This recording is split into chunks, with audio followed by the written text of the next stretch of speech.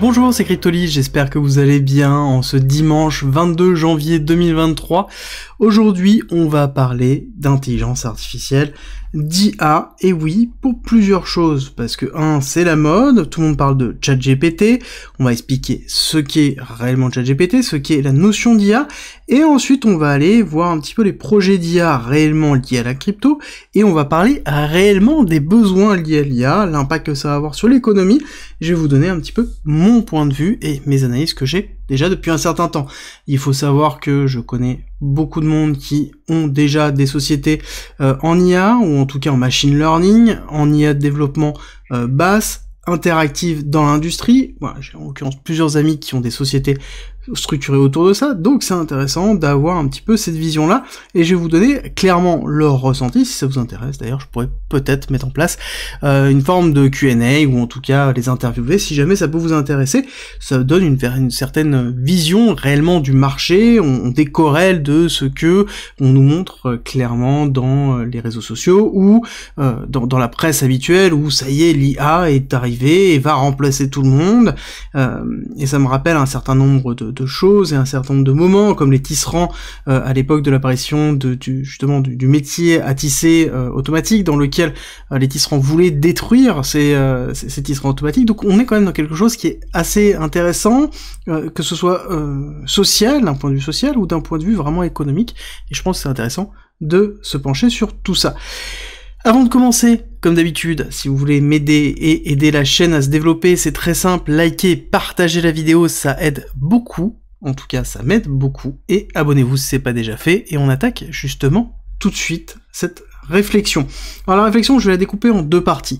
Une partie qui va être plus de réflexion sur l'IA, qu'est-ce que l'IA, de quoi l'IA a besoin pour pouvoir se développer, quel est l'impact économique, et on terminera cette partie sur des projets liés à la crypto au niveau de l'IA par rapport à ce que je suis en train de vous expliquer. Alors, déjà, avant tout, on va parler de l'IA. L'IA, elle a besoin de plusieurs choses, et elle est structurellement décomposée en deux parties. Avant d'attaquer là-dessus, d'ailleurs, je vais peut-être même tout simplement parler de la notion d'intelligence artificielle. Qu'est-ce que l'intelligence artificielle? L'intelligence artificielle, on parle toujours d'intelligence artificielle faible, d'accord? Faible, c'est-à-dire quoi? Ça veut dire que c'est quelque chose qui effectue une tâche donnée d'une certaine façon, avec derrière une compréhension, un renforcement positif de la tâche effectuée, d'accord? Donc c'est le fait de programmer quelque chose qui va effectuer une tâche en fonction d'un certain set de data, donc de données, pour pouvoir la faire, et ensuite on apprend, on définit quelle est la meilleure façon d'effectuer, et on rentre dans une boucle, tout simplement, de confirmation ou d'infirmation pour pouvoir effectuer le travail effectué. Ça, c'est l'état général de l'IA. Et justement, qu'est-ce que ChatGPT? Alors, si vous ne savez pas ce qu'est ChatGPT, bah malheureusement, ça veut dire que vous êtes déconnecté de la toile, ou que vous n'avez pas ouvert les médias sociaux, ou même la télé, ou les journaux depuis quand même bien un mois. Parce que c'est quelque chose dont on parle énormément, c'est quoi? C'est un modèle d'IA. Alors la notion de modèle est très importante, d'accord? La notion de modèle en IA, on va en rediscuter. C'est, on va en expliquer après. Mais globalement, c'est un modèle d'IA qui est pour but, en fait, de simuler une discussion entre des personnes, de répondre de façon linguistique à quelqu'un qui pose une question. Donc le principe de ce modèle d'IA, ChatGPT, c'est de comprendre ce qu'on lui dit, d'accord? Faute d'orthographe incluse, bien évidemment. Comprendre ce qu'on lui dit, de répondre, d'accord? Et de répondre de la façon la plus proche qu'un humain pourrait effectuer. Alors là-dessus, je vais tordre le cou très rapidement à plusieurs choses. Est-ce qu'on peut écrire, parce que je vois beaucoup d'inepties dessus, est-ce qu'on peut écrire un livre avec ChatGPT? Alors oui, vous pouvez écrire un livre avec ChatGPT, mais alors par contre, faut pas s'attendre à un best-seller, clairement. Il y a beaucoup de défauts. C'est quelque chose qui est là pour répondre à en tout cas, une vision globale. C'est pas quelque chose qui a un style d'écriture, c'est pas quelque chose qui a de l'imaginaire, on est sur quelque chose qui répond par rapport à un modèle défini. Alors oui, vous pouvez, par rapport à la méthodologie d'instruction, déterminer plus ou moins un certain nombre de finesses, mais ça sous-entend à ce moment-là que le livre en lui-même, vous l'avez déjà en tête, vous avez déjà tous les personnages, vous avez déjà tout le scénario, vous avez déjà tout le chapitrage, vous avez tout le fil rouge, et vous donnez un ensemble d'instructions structurelles à ChatGPT pour pouvoir définir. Donc, faut arrêter avec la notion de ChatGPT, bah, ça va écrire un livre, on peut écrire des choses définies. Non, déjà, c'est pas le cas. Deuxièmement, ChatGPT a la réponse à tout. Alors ça, c'est très important de le retenir que ce n'est pas le cas, d'accord? Ce n'est pas le cas. Ce n'est pas quelqu'un, ce n'est pas quelque chose qui donne des réponses vraies systématiquement. D'accord? Là-dessus, il faut vraiment le barrer. Faites des tests, vous allez voir dans des domaines où vous maîtrisez réellement, en posant des questions, vous allez voir qu'il y a des choses qui sont très hypothétiques. Posez la question, par exemple à ChatGPT, ce qu'est Hermès. Hermès au niveau de la crypto, vous allez voir, c'est totalement n'importe quoi. Vous commencez à lui parler justement de la différence entre un Polkadot ou justement un ZK Rollup, vous allez voir que il va tout simplement vous répondre à côté de la plaque. Et même quand on va un petit peu plus loin, que ce soit sur des domaines un petit peu pointus, on voit qu'il y a un manque de connaissances très clair. Par contre, à côté, ChatGPT, c'est comprendre et répondre, c'est juste impressionnant à quel point il comprend ce que vous voulez, vous pouvez passer des instructions et il va vous faire des choses. Par exemple, vous pouvez donner un texte, et ce texte-là, vous pouvez lui demander de vous le résumer, d'accord? Ou de vous le retravailler, ou de vous le réécrire sous une certaine façon. Il est capable d'effectuer ces choses-là. Vous pouvez aussi poser des questions d'ordre général, dans lequel vous pouvez formuler quelque chose pour donner une information, d'accord? Comprendre une information, rechercher une information. Et ce qui est très important, c'est que là-dessus, on a une transformation, et je pense que c'est là où c'est le plus important, c'est la notion d'information. Parce que c'est là où ça va vraiment jouer. Globalement, ChatGPT sert à rechercher l'information, à formuler une phrase d'information. Alors, je sais pas, vous êtes toujours, pour ceux qui datent d'un peu avant, qui ont plus de 35 ans, se souviennent de l'apparition des moteurs de recherche à l'époque où on n'avait pas un moteur de recherche comme Google. Alors, bien qu'il y en a d'autres, mais bon, on va pas se leurrer, 90% du volume passe par Google, donc on va considérer qu'on n'en a qu'un seul. Avant, on avait des méta-moteurs de recherche, des moteurs de recherche qui allaient chercher dans les 20, 30, 40 moteurs de recherche qui existaient pour trouver une information. Donc, on donnait un ensemble de mots-clés, d'accord, pour chercher une liste de sites potentiels, d'accord.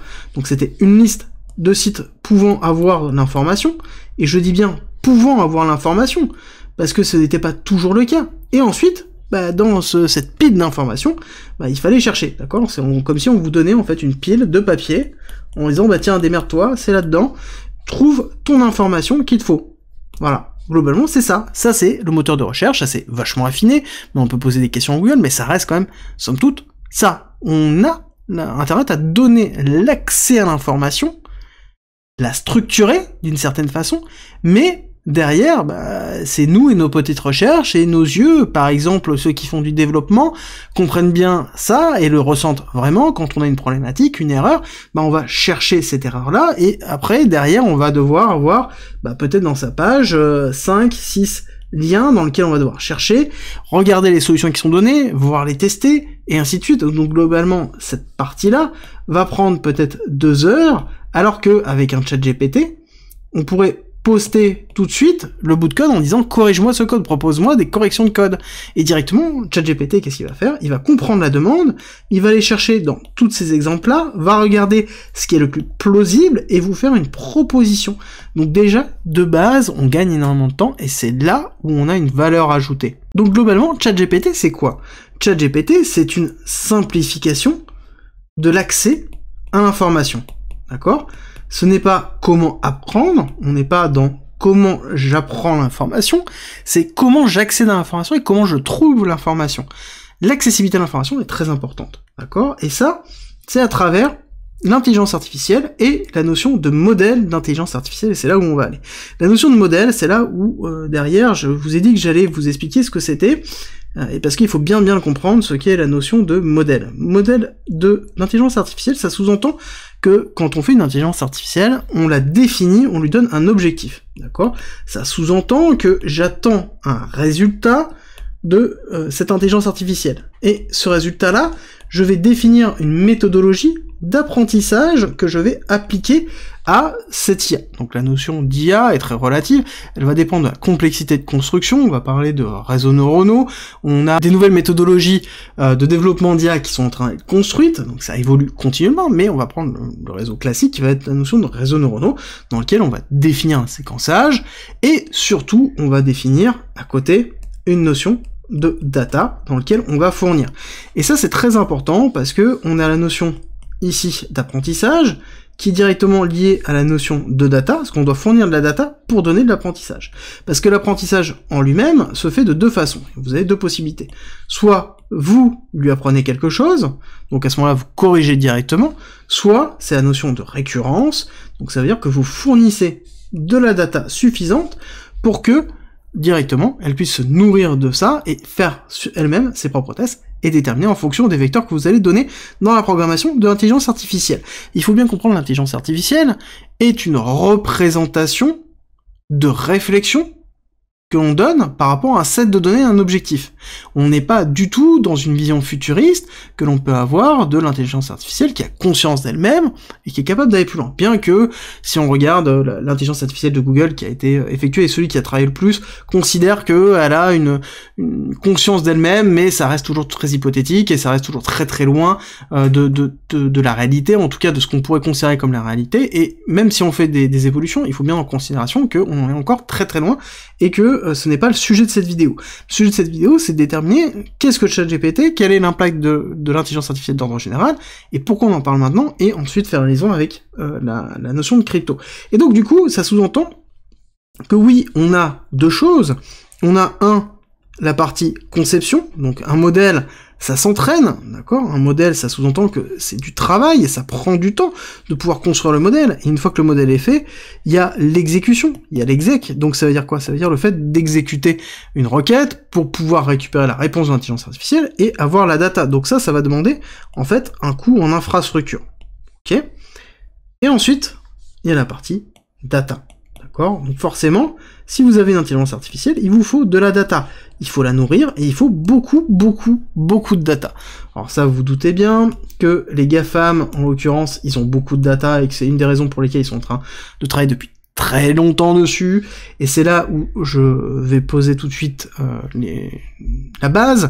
C'est que l'IA n'est pas en train d'exploser maintenant. L'IA, ça fait déjà 5 ans que ça grandit énormément d'un point de vue industriel et technologique. C'est quelque chose qui existe déjà depuis plus de 10 ans, qui est en train vraiment de s'instancier dans l'utilisation qu'on en a sans forcément s'en rendre compte. À partir du moment où vous faites appel à Alexa, il y a une forme d'IA. À partir du moment où vous appelez Siri, il y a une forme d'IA. La reconnaissance vocale est une forme d'IA. Le fait de pouvoir faire une recherche basée sur Waze, par exemple, c'est une forme d'IA qui est liée par rapport à l'ensemble des trajets qui ont été effectués. On a déjà cette partie d'apprentissage qui est effectuée. La recherche même sur Google est basé sur une forme d'IA, d'apprentissage empirique sur la volumétrie de données que vous générez et qu'est-ce qui pourrait vous plaire. Le ciblage publicitaire. Le ciblage publicitaire, c'est la plus vieille utilisation de l'IA, en tout cas à grande échelle, qui a été effectuée. Et donc, il faut prendre un step back et comprendre que ChatGPT est juste une transposition au grand public de quelque chose qui existe déjà depuis plusieurs années et qui est en train d'être développé. Je veux dire, tous mes amis sont en pleine expansion déjà depuis très longtemps, et c'est quelque chose sur lequel ils bossent déjà depuis vraiment très longtemps. Et pour eux, ChatGPT, c'est oui, ok, oui, bof, limite. On est vraiment dans cette schématique-là. Oui, c'est accessible à tout le monde, par contre. Est-ce que ça va le rester? Ça, c'est la grande question. Je pense que vous avez tous la réponse, et d'ailleurs, mettez-la en commentaire. Est-ce que vous pensez que ChatGPT va être accessible à tout le monde gratuitement, continuellement? Dites-moi ce que vous en pensez en commentaire. Bon, personnellement, je vous avoue que j'ai des gros doutes concernant ça, et que, dans tous les cas, ce ne sera pas la seule, et que ChatGPT est pour moi, un des modèles n'est pas le seul. Alors, ChatGPT, donc c'est quelque chose qui est basé sur la linguistique. On a aussi d'autres modèles qui sont accessibles et développés, par exemple, pour aider au développement. Mais encore une fois, je vous invite à regarder le papier de Vitalik et faire un test si vous êtes développeur vous-même, de demander de développer quelque chose. Vous allez voir, c'est intéressant, il donne des bonnes réponses. Mais quand vous allez un petit peu dans quelque chose de pointu, c'est pas quelque chose qui va transcender ça. Si vous n'avez pas les connaissances nécessaires, vous ne serez pas capable de le faire. Et ça, c'est très important de le retenir. C'est-à-dire que ChatGPT ne remplace pas, d'accord, ne remplace pas les personnes générales, d'accord? Vraiment, ça n'a pas vocation à remplacer qui que ce soit.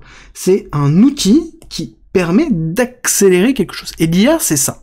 L'IA, c'est la transposition de la connaissance générale, des données générales, pour en tirer une action précise, ou en tout cas quelque chose qui va être automatisé ou automatisable avec un certain nombre de paramètres en fonction que l'on va rentrer ces paramètres-là. Et après, il faut confirmer oui ou non, est-ce que c'est bon ou pas.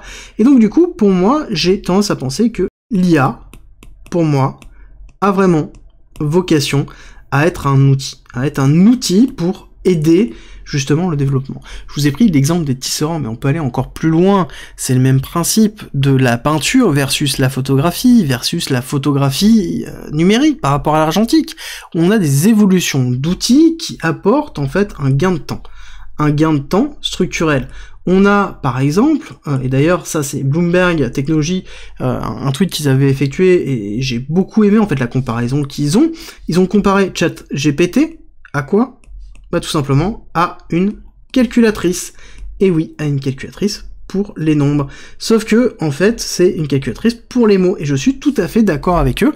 C'est un peu la transposition, c'est quelque chose qui va vous aider à écrire, qui va vous aider à récupérer de l'information, à condenser de l'information, à concaténer de l'information, pourquoi pas, mais c'est vraiment, en fait, un outil qui va être défini.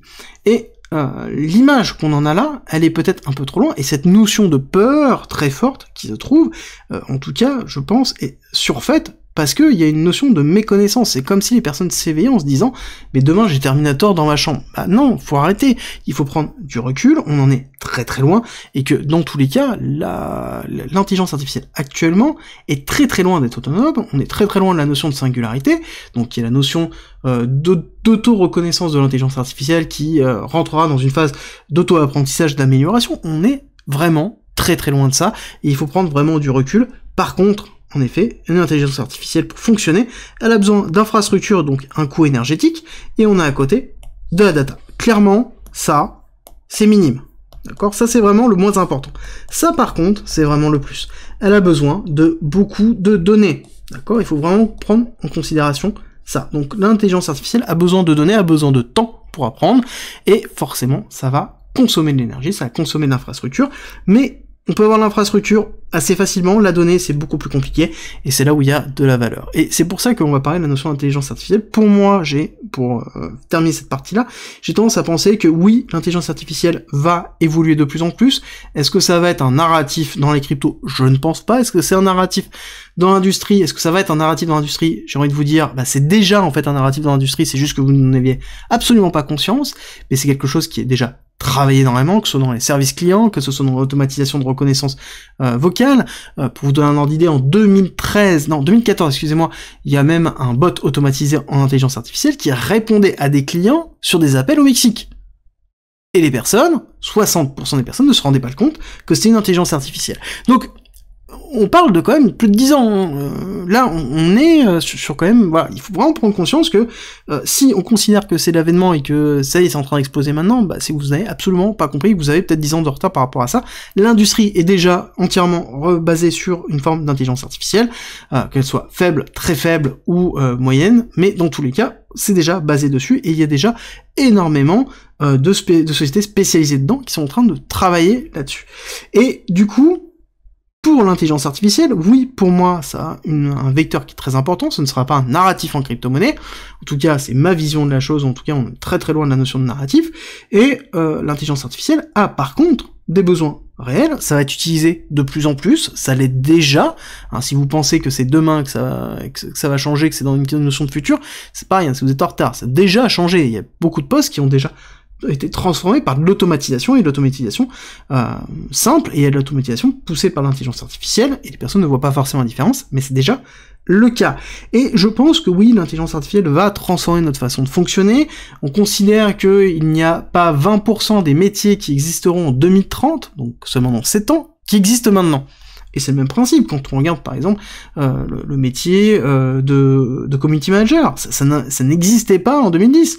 C'est quelque chose qui est tout à fait nouveau en fait, hein, et qui pourtant maintenant est quasiment dépassé. Bon, c'est très intéressant de voir cette cette schématique-là, et en fait, les nouveaux métiers continuent à évoluer, et c'est à nous de nous adapter, de comprendre l'utilisation qu'on en a, l'évolution qu'on en a. Si vous pensez que ChatGPT est un avènement, bon, bah, il faut prendre un petit step back. Oui, c'est quelque chose qui est accessible à tous, mais c'est quelque chose, en fait, que vous utilisez déjà sans vous en rendre compte, parce que c'est intégré dans des services que vous utilisez, et qui vous proposent, en fait, des résultats d'intelligence artificielle liés. Alors, du coup, on va pas parler de mid-journée, on va pas parler, il y en a plein. Le but, c'est de se centrer sur ChatGPT, mais n'hésitez pas à lancer des discussions, que ce soit sur le Discord, ou que ce soit dans les commentaires. Je pense que c'est une discussion qui est importante et intéressante à comprendre. Alors, au niveau de l'intelligence artificielle, du coup, on a bien compris, il y a deux choses, il y a la data et l'infrastructure. Donc ici, on va dire que c'est la puissance de calcul, et ici, c'est la densité, et c'est très important de comprendre ça, parce qu'on a besoin de beaucoup de data, et donc, là-dessus, il y a un intérêt réel pour moi à avoir de la blockchain, parce qu'il y a aussi tout et n'importe quoi, hein. Vous allez voir des projets qui vont se monter autour de l'intelligence artificielle pour essayer de créer un narratif et générer des tokens, mais à un moment donné, il faut se poser la question, est-ce que le fait de passer par la blockchain a un intérêt réellement pour le projet en question?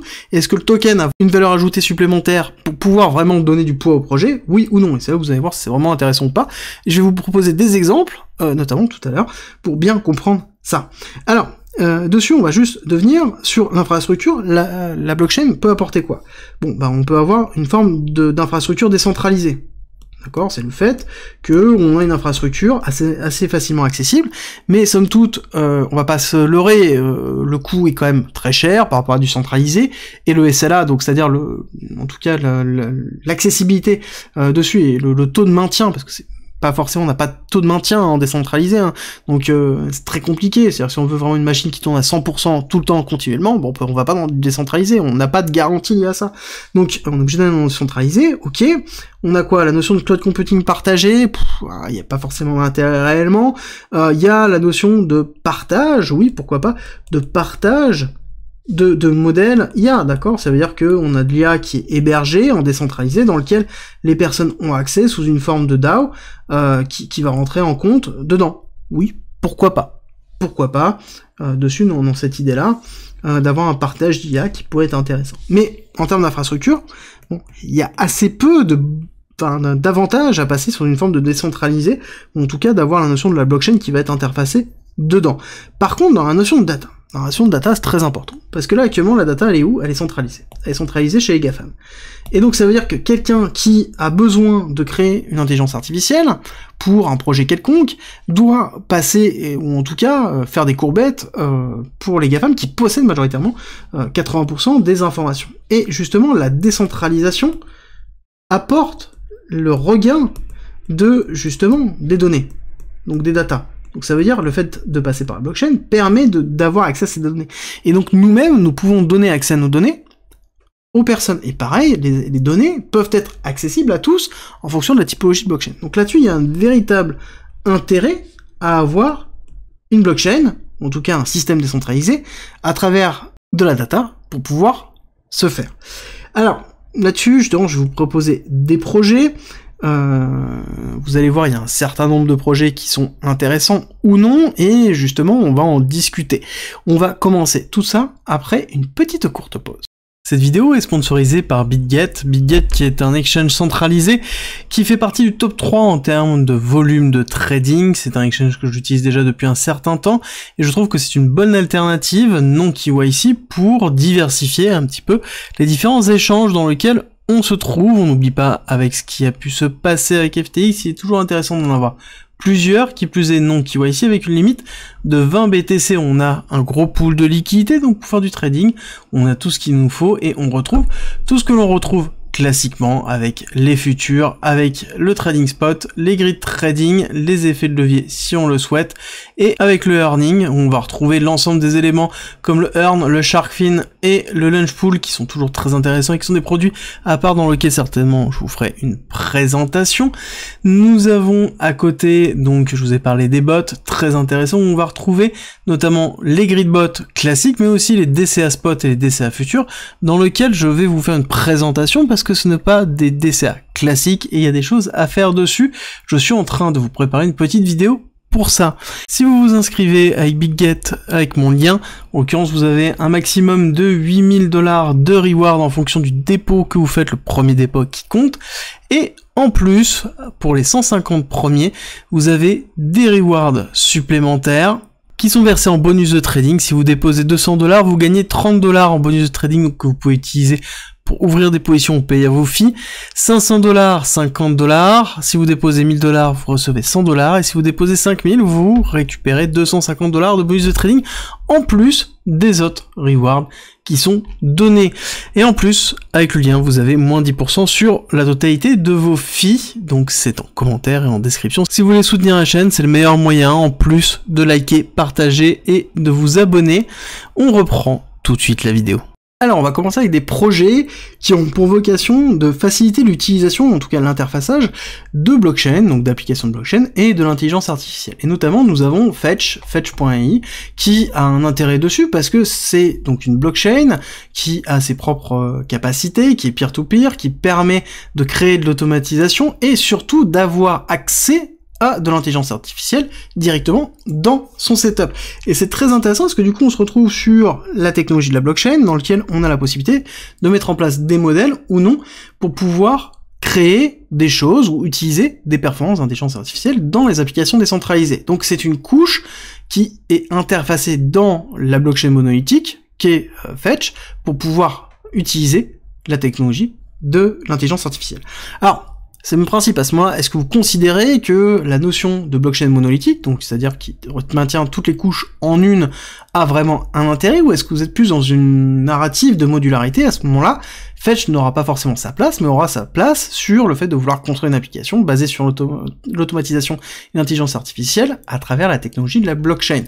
Et justement, on regarde un petit peu ce que l'on a quand même un écosystème, on est quelque chose d'ailleurs qui est basé sur Cosmos, donc qui va être certainement interopérable basé sur l'IBC, donc qui est très intéressant, la notion de Cosmos Hub. Donc on a quand même quelque chose qui est intéressant dans lequel on a une notion de collective learning où on a un transfert de data qui permet de gérer un petit peu tout ça, ce qui est plutôt positif sur long terme, mais somme toute, on n'est pas sur quelque chose qui est une surcouche sur de l'existant. Et à ce moment-là, par exemple, les applications qui sont sur Ethereum, comment utiliseront-ils justement la notion pure d'intelligence artificielle? Là-dessus, on a encore un écart, et c'est pas quelque chose pour moi, qui est totalement dans la notion de modularité. Et encore une fois, c'est une notion de décision. Est-ce que vous aimez justement du monolithique? Est-ce que vous pensez qu'il y a un véritable secteur de marché qui est disponible pour ça? Ou est-ce qu'on va vraiment sur de la modularité 100%?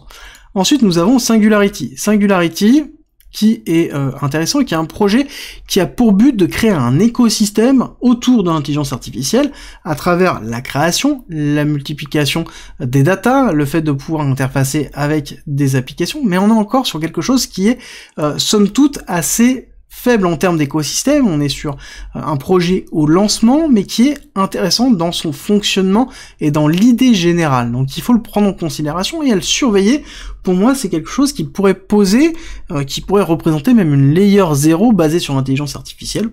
Pourquoi pas à suivre exactement ce qui va se passer. Ensuite, nous avons BitTensor. BitTensor, l'intérêt, c'est que c'est un projet qui, pour moi, est vraiment tourné sur l'intelligence artificielle et le partage. Vous vous souvenez de ce que je vous ai dit, c'est la décentralisation permet de partager des modèles. Et BitTensor, c'est exactement ça, c'est un framework qui permet de construire des intelligences artificielles et de les partager et de les jumeler aux autres intelligences artificielles déjà existantes. Le projet en lui-même est très intéressant, on a assez peu d'informations, en tout cas, il faut vraiment aller proche de la communauté pour avoir ces informations-là, pour comprendre exactement ce que c'est, et en eux-mêmes, bon, dans l'occurrence, il y a un token qui existe, mais il est sous forme d'OTC, il n'est pas distribué, c'est quelque chose qui est au sein de BitTensor, donc il faut prendre du recul, faire très attention. Personnellement, j'en ai pas, je ne conseille pas forcément d'en prendre maintenant, c'est une question de choix personnel par rapport à ça, mais en tout cas, ils n'ont pas vocation à faire du marketing, ils n'ont pas vocation à promouvoir leur token, à faire de l'incentive, à aller payer des millions d'euros pour que ce soit dans un market maker. Donc très intéressant, le concept, la façon dans laquelle c'est fait, et c'est une vocation à être sous forme de DAO à terme. Ce n'est pas le cas encore pour l'instant, mais c'est en train de se structurer, et je pense que c'est un des projets qui pourrait avoir une adhésion si jamais on a un écosystème complet qui se fait. C'est le même principe, il faut avoir un écosystème qui se fait, dans lequel le Tao pourrait avoir, donc il y a le token lié à ça, dans lequel on pourrait avoir une utilisation sur le Tao sur le long terme, et encore une fois, il faut qu'on ait de l'utilisation de l'écosystème qui se fait, et encore une fois, on fait très attention, parce que c'est non régulé, c'est quelque chose qui est totalement en dehors, et dessus, je vous invite à vraiment vous rapprocher de la communauté, vous allez voir, il y a quand même pas mal de choses qui sont intéressantes dessus, mais de là à décider qu'on va faire un investissement, bon, c'est encore très loin. Ensuite, nous avons la classe de données, dans lequel c'est la notion de data. Ça, je vous ai dit que c'était vraiment très important.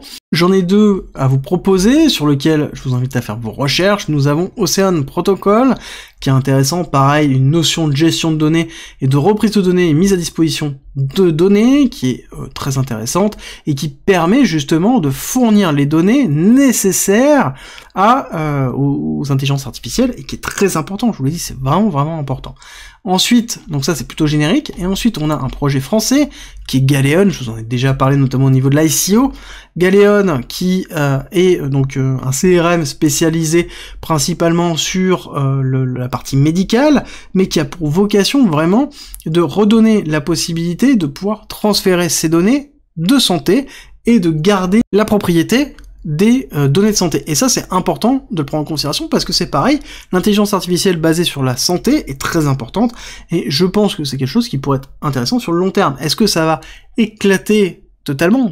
Pas forcément, ça reste un projet français qui a une distribution qui est française, mais néanmoins, ça reste un projet pour moi à surveiller. Je suis exposé au Galéon depuis l'ICO, et je n'ai pas vendu mes Galéon, je les ai placés sur le pack 3 ans. C'est pour vous dire à quel point, voilà, je vois le long terme dessus, ça fait partie, voilà, des choses sur lesquelles je tiens, on sait jamais, et c'est une petite exposition, parce que pour moi, je pense que c'est intéressant, mais c'est pas quelque chose sur lequel je risque de, en tout cas, j'ai un gros pourcentage dessus, et je reste très loin. Donc pour moi, c'est pas lié à l'intelligence artificielle dessus, mais c'est quelque chose qui est consommé par l'intelligence artificielle. Et donc tout ce qui est lié à la consommation d'intelligence artificielle peut justement être intéressant par la suite. Et à terme, dans tous les cas, pour entraîner des modèles, il faut beaucoup de données. Et donc si on veut derrière l'intelligence artificielle basée sur de la santé, il va falloir beaucoup de données de santé, et ça pourrait être intéressant. Et justement, l'intelligence artificielle basée sur la santé, je pense personnellement que ça fait partie des éléments très importants pour la suite. Ensuite, nous avons un dernier projet qui pour moi est un contre-projet. D'accord, c'est vraiment le principe de quelque chose qui est, sur lequel la crypto n'a aucun intérêt. C'est-à-dire que c'est un projet qui permet de créer en tout cas des images basées sur l'intelligence artificielle en fonction de demandes qu'on a. Alors ça ressemble un peu à Midjourney sur le principe, et dans lequel on a quand même un thème qui est très fort, on va pas se le nier. Et justement, on a la possibilité d'avoir du NAI pour pouvoir l'effectuer, mais pour moi, il n'y a aucun intérêt à avoir de la crypto dessus. Et ça fait partie, pour moi, vraiment des choses dans lesquelles, il n'y a pas d'intérêt que ce soit un projet crypto qui est lié à ça. La décentralisation n'a aucun intérêt. Et donc, pour moi, c'est quelque chose, voilà. C'est le genre de produit sur lequel je n'irai pas et sur lequel je ne soutiendrai pas, alors que les autres projets, pour moi, peuvent avoir un intérêt en fonction de, encore une fois, du narratif qu'on souhaite, de l'idée que l'on en a et de la façon dans laquelle on le construit, et c'est pour ça qu'il faut vraiment comprendre un petit peu tout ça.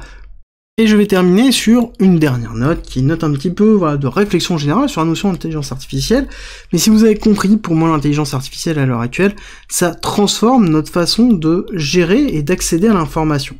Si on prend l'exemple d'Internet, Internet, ça a été, on l'a appelé l'autoroute de l'information. D'accord, ça a été vraiment ça, c'est la notion de créer des canaux de communication pour pouvoir transférer l'information. Donc ça a été l'Internet, ok, qui a été vraiment l'expansion de l'accès à l'information. Ensuite, on a les GAFAM, qui a été justement la récupération de l'information. La récupération et le stockage, d'accord? Donc récupération de l'information, donc le traitement de cette information. Donc ça c'est vraiment les GAFAM, et du coup on a derrière, donc les GAFAM, tac, et à côté on a la blockchain, l'ABC, qui interface dans la notion de récupération de la blockchain. Donc la notion de statut de l'information, le fait qu'elle ne soit pas modifiable, on a une notion d'information, étant donné qu'on a une accélération de l'information et de récupération de l'information, mais du coup, comment on qualifie cette information? Est-ce que c'est une bonne information? Est-ce que c'est une fake news? Est-ce que cette information a été modifiée, supprimée? Comment ça s'est passé? Est-ce que elle est centralisée à un endroit? Bon, bah, la blockchain apporte des réponses aussi sur la propriété de l'information. Donc ça, c'est important, et la blockchain se situe ici. Ok, maintenant, ChatGPT, c'est quoi? ChatGPT, c'est une compilation d'Internet, de la récupération de données, et de la synthétisation des données. Vraiment la synthétisation des données.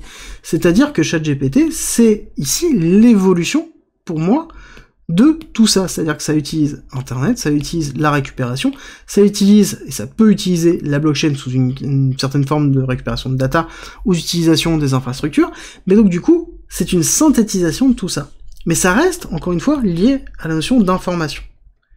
Il y a quelque chose qui n'est pas lié à ça, mais dans lequel l'information est utile, et ça va être mon mot de fin, justement, de réflexion, parce que c'est très important, qui est la notion d'apprentissage. D'accord? On apprend à une IA comment apprendre. C'est vraiment ça, c'est-à-dire qu'on crée un modèle, c'est comment apprendre à partir d'une base de données. Et ça demande beaucoup de données, alors que l'humain, justement, a besoin de beaucoup moins de données, et a besoin de moins d'essais qu'une intelligence artificielle pour pouvoir apprendre et connaître. Donc, du coup, on passe de l'information à la connaissance, et du coup, apprendre, c'est aussi transposer cette notion de connaissance et d'information dans l'utilisation réelle et dans la résolution de problématiques complexes et de l'innovation. Et là-dessus, l'intelligence artificielle, c'est pour ça que je veux juste casser les pattes à cette idée générale que l'intelligence artificielle est très évoluée et que c'est la fin de beaucoup de métiers. C'est la fin des métiers de même principe que on se retrouve sur l'ère de l'industrialisation, sauf que c'est une forme d'industrialisation plutôt numérique. D'accord, on est plus dans cette forme-là, donc oui, il y a une perte de métiers qui vont disparaître, mais c'est pas des métiers dans lesquels il y a de la valeur ajoutée à proprement parler. C'est des choses qui sont automatisables, donc à partir du moment où c'est automatisable, c'est des choses qui sont plutôt redondants, ou en tout cas dans lesquelles on n'a pas forcément de valeur ajoutée propre. Alors que dans la notion d'apprendre, et ça c'est quelque chose qui est propre à l'humain, donc le fait de pouvoir apprendre, connaître, et de la façon dans laquelle on apprend, de la façon dans laquelle on est capable de déduire, et c'est la notion très importante, de déduire un certain nombre de points, on en est quand même très très loin au niveau de l'intelligence artificielle. Maintenant, ce qui ne sera pas forcément le cas d'ici une dizaine d'années, ou une quinzaine, ou une vingtaine d'années, à la vitesse à laquelle ça va, mais du coup, la notion de déduire et d'apprendre, elle est essentielle, parce que pour moi, c'est ce qui nous rend justement unique, et c'est ce qui fait que nous sommes nous. Et c'est ce qui fait qu'on est capable de se différencier, on est capable d'avancer de notre propre façon, et que, pour moi, l'intelligence artificielle est juste un vecteur de facilité pour apprendre, parce qu'on compile l'accès à l'information. Il faut comprendre que la problématique actuellement, c'est que ça, on en a beaucoup trop actuellement. On a beaucoup trop d'informations, beaucoup trop accès à l'information rapidement, ça bouge trop vite pour que ce soit assimilé. Donc il faut comprimer tout ça pour pouvoir ensuite en faire des déductions et nous-mêmes nous baser. Donc pour moi, ça restera un outil mis à disposition de nous-mêmes. Encore faut-il savoir l'utiliser, l'accepter et comprendre justement jusqu'où ça va. Et encore une fois, se rappeler que ce n'est pas quelque chose de neuf en termes d'évolution. L'électricité, le téléphone, l'âge industriel, tout ça, ce sont des modifications dans lesquelles on a eu peur. Et encore une fois, Internet, c'était le même principe. On considérait qu'Internet était justement le démon, que c'était quelque chose dans lequel on n'avait pas besoin. Par exemple, en France, on disait qu'on n'avait pas besoin, on a le Minitel, mais enfin, pourquoi on irait voir sur Internet? Voilà, on est quand même dans des schématiques, voilà, il faut prendre en considération ça, que ce soit à travers c'est mauvais, à travers ça va nous remplacer, ça va nous détruire, qui était un petit peu tout ce qu'on pouvait retrouver actuellement. Donc oui, il y aura des pans de métiers qui seront supprimés, comme on a vu justement des pans de métiers qui ont été supprimés avec l'ère industrielle, mais encore on a plein d'autres qui ont exploré, et peut-être c'est le moment de réfléchir, est-ce que la crypto, l'intelligence artificielle, comment on interface les deux, la blockchain, comment elle fonctionne par rapport à ça, ou tout simplement, quels sont les métiers de demain au niveau de l'intelligence artificielle, au niveau de la blockchain, et comment on les crée nous-mêmes, et ça, c'est nous-mêmes qui allons le décider. La façon dans laquelle on utilise les outils qui sont à notre disposition, et ça c'est notre propre choix, et c'est ce qui fait nous. Avant de se quitter, je vous rappelle que le Discord est en commentaire, c'est gratuit, et c'est un lieu de partage et d'échange autour de la crypto-monnaie, de la blockchain, du trading et de l'investissement. N'hésitez pas à rejoindre justement notre communauté de passionnés, et pour tous ceux qui veulent soutenir la chaîne et le Discord, on a mis en place un premium avec plus de contenu, avec plein de choses, comme par exemple 100 vidéos, 300 pages de formation et de guides structurés autour d'un parcours pédagogique. On y en rajoute toutes les semaines, donc ça grossit toutes les semaines. Vous y retrouverez aussi des stratégies de trading, des stratégies d'investissement, des analyses, des lives hebdomadaires, des briefs quotidiens que j'effectue sur le marché, plein de choses, plein de contenu. N'hésitez pas à nous rejoindre et je vous mets une petite vidéo en haut à droite pour les curieux. Je vous dis à tout de suite.